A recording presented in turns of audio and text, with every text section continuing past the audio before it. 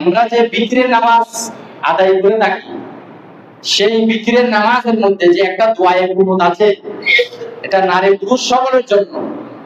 সেই দোয়ায়ে কুনুত পড়াটা ওয়াজিব।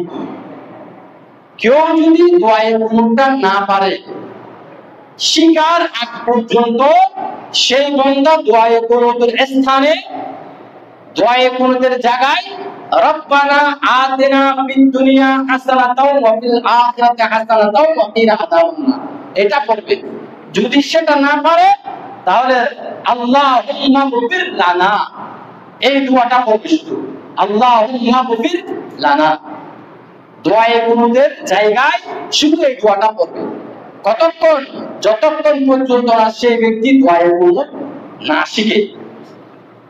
শিখতে হবে, শিকার নিয়ত থাকতে হবে। আপনি যদি বলেন না, হুজুর তো বলেছে আল্লাহুম্মা গফির লানা করতে হবে, এটা নিয়ে বসে থাকলে গুনাহগার হবেন। যতক্ষণ পর্যন্ত আপনি দোয়ায়ে কুনুত মুখস্থ করেন না, ততক্ষণ পর্যন্ত আপনার জন্য এই দোয়াটা পড়া জায়েজ হবে, উত্তম হবে।